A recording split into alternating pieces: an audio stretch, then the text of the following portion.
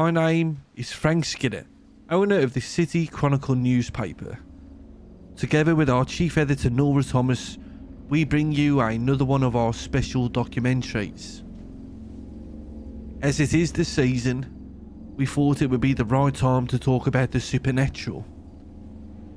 This place behind me has long been the epicenter of supernatural happenings in this city. With tales of serial killers, people being set ablaze, the plague, death himself, purgatory and more, it truly is a fascinating place. As we go through the documentary, each chapter will begin with a section of a journal belonging to Norman Bones, someone very heavily linked to this location. So, let's get started. Ladies and gentlemen, this is the Lighthouse.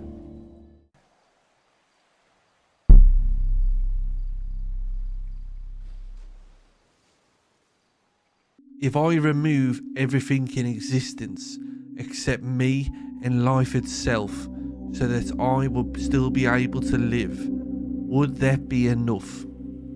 Would I finally be able to rest? Would this old, twisted soul finally be able to call it quits? Well, my name is Frederick White. Many people call me Fred. And I'm here to talk about Norman Bones and the Lighthouse and Purgatory and everything of that nature. What's your relationship with the Lighthouse? My relationship with the Lighthouse is...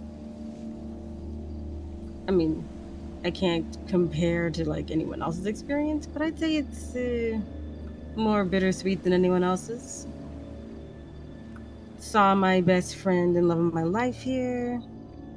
My dad was part of a group that shot death in the head here over 8 years ago. I was married here. Spoken to death here several times. I've been over to that island, to the left of us as well, a few times. I mostly just wanted to learn. Not so much out of fear of death, but in reverence of it.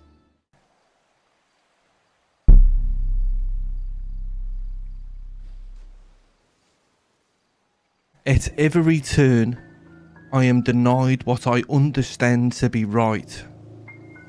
At every urge to end something or someone on a whim, I am pulled back. I understand why.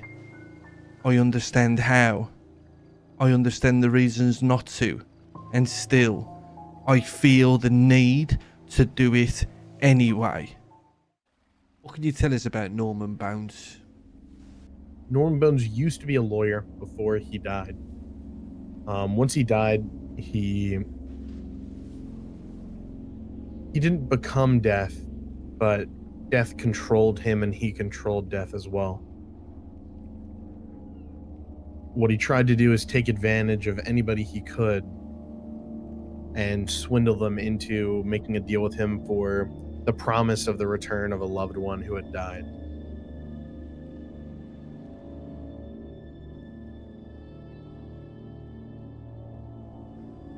He's a lot of people like talking to him. I won't lie, I did enjoy when I talked to him. It was kind of like trying to figure something out, but it's a very high stakes game to play. That's for sure. Sometimes bad people come from bad upbringings. Not everyone has the perfect life, perfect surroundings, the perfect mindset to just come out of things okay. There was a lot of hurt in his life before things started going even more tragically wrong. His life was indeed tragic. How did you first come to know of his existence, I guess? Well, I came to know about him through somebody else. They had made a deal with him, and it made me learn more about him, about his history, the fact that he was a serial killer before he was executed after his court case, and he was actually thrown off the pier right next to the lighthouse, and nobody really knows why, but that's where he was thrown off after they executed him. But I just found out about it through somebody else's deal. I became curious and started to learn more. You spoke to Death, but did you speak to Norman Bones as well? So you're aware of the divide? Kind of, yeah. That's what some people have been telling us. That's also part of why I had conversations with them in the first place. Because when I learned of the divide, I sort of wanted to just organically be able to differentiate between the two. I believe I have talked to both. Death is gentler in manner of speech, for lack of a better phrase. Because, when he was alive, Norman Bones is a serial killer. Yeah. Not exactly the gentlest vocation.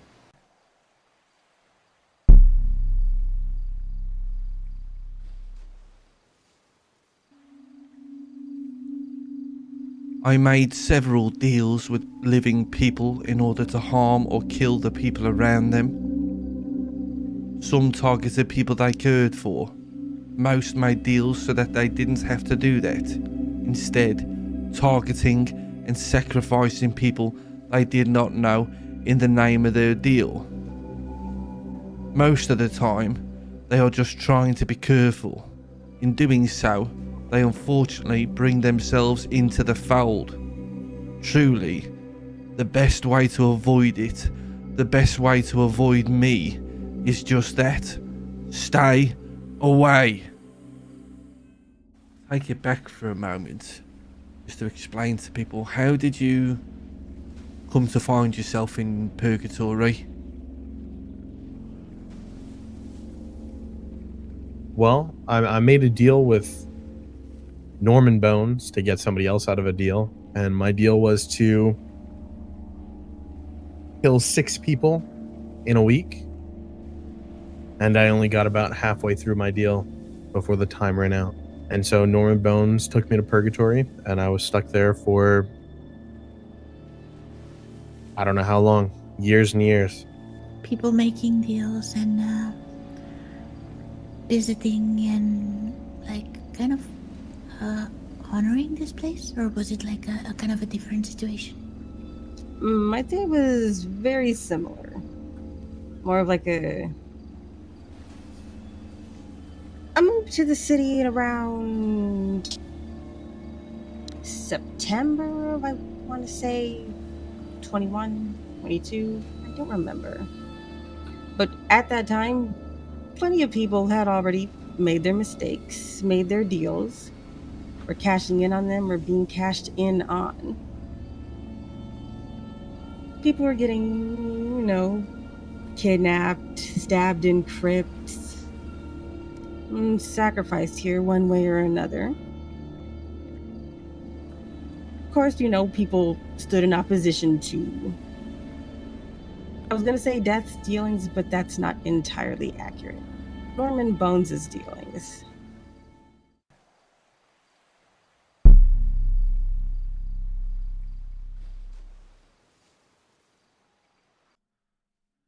When you die, eventually you gain an understanding of your situation. Some souls take eons to get there as they struggle with what they left behind, clawing at what once was, reliving memories long forgotten. Some souls gain that understanding as soon as it happens. For me, it would seem I got both. I know we've spoken a bit previously, but for the people who are watching this, what is the significance of this This place where we stand right now. Well, this island is the normal side of Purgatory. It is pretty much exactly the same on the other side, but it is very cold and foggy, and time is a lot different there. But generally speaking, it's about the same size as the other place. That island over there, Hmm. that you've been there a few times. What do you know about that place?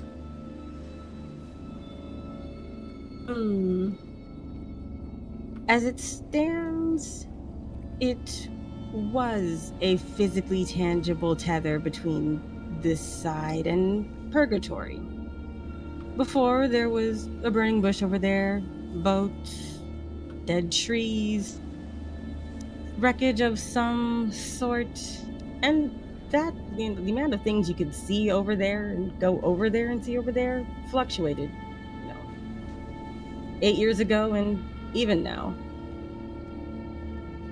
The things are impermanent, I imagine for a reason, depending on the thickness of the veil between realities. I've had friends, club members, be on the other side and return. They were a little wonky going in anyway, but no one ever really returns the same. They can be all right. They can be safe to be around. But that's not the case for everyone. I personally haven't been to Purgatory, but I know exactly what it looks like.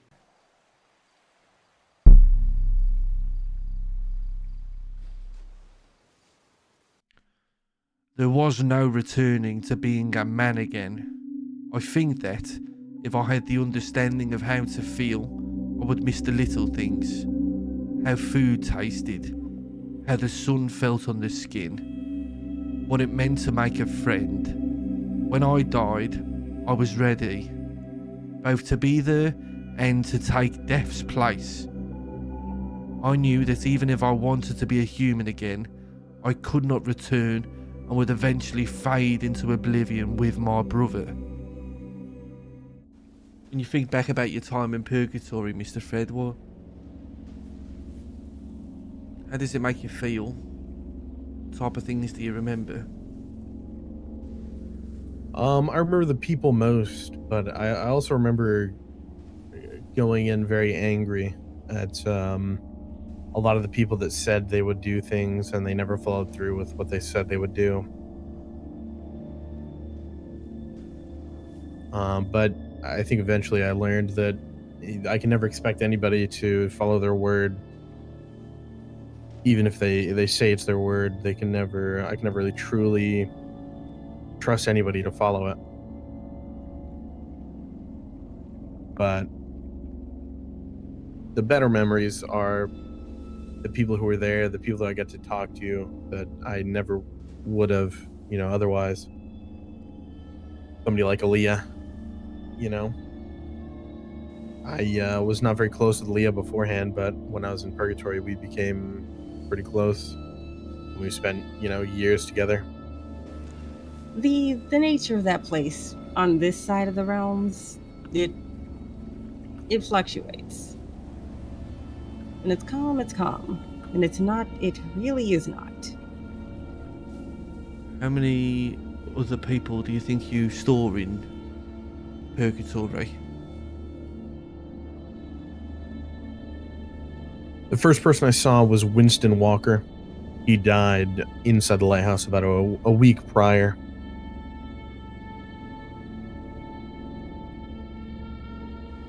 I saw Edgar. He was the person that somebody made a deal to get him out, and I made a deal to protect that person, and in doing that, I had to take over the deal to get him out.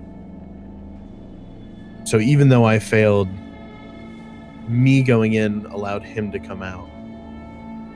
So I saw him, and then eventually he left Purgatory.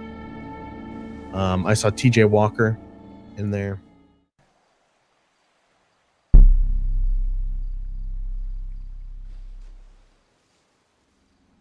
When you came back from Purgatory,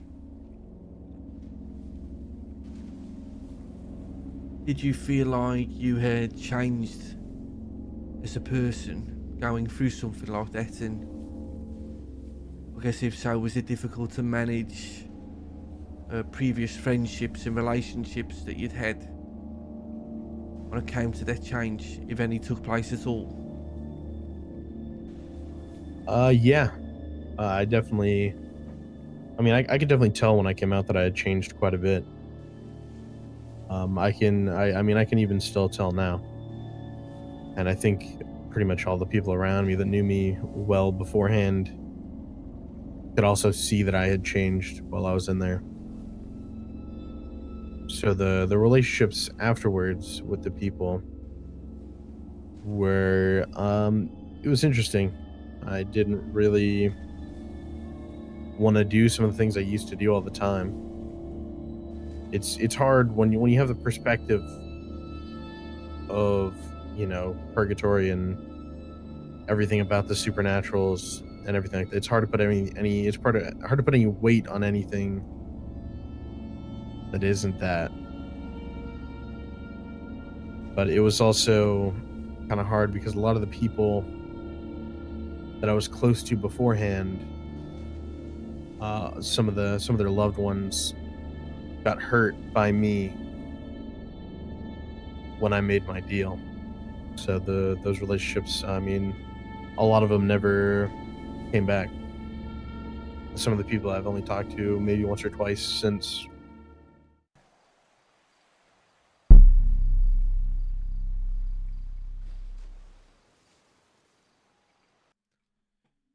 That being said, they can see you, hear you.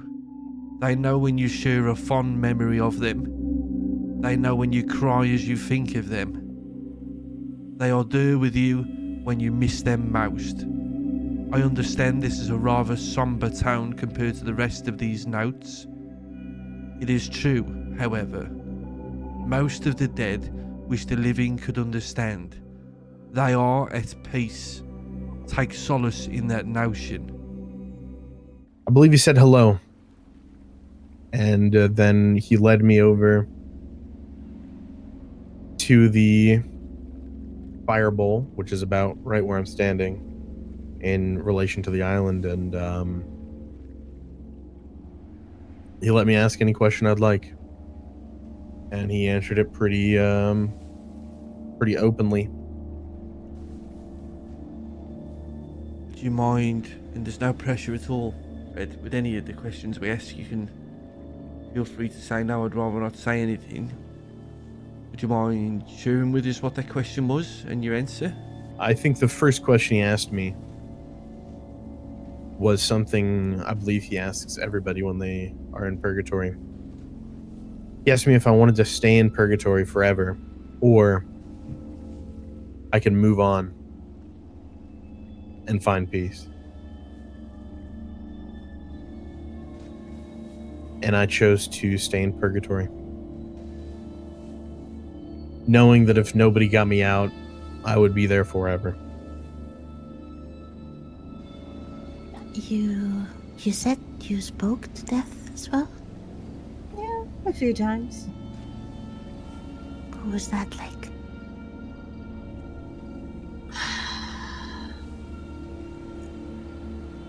I can't say it's the same experience for everyone, but it was eerily calm, civil. In the past, I did constantly worry that I'd have to pay some sort of price, presumably small, for asking for information, to learn about something beyond regular human understanding. But no, it was just like having a conversation with a viscerally imposing figure. I don't ever really use the word aura, but it was terrifying. Don't think I ever really breathed or blinked around him.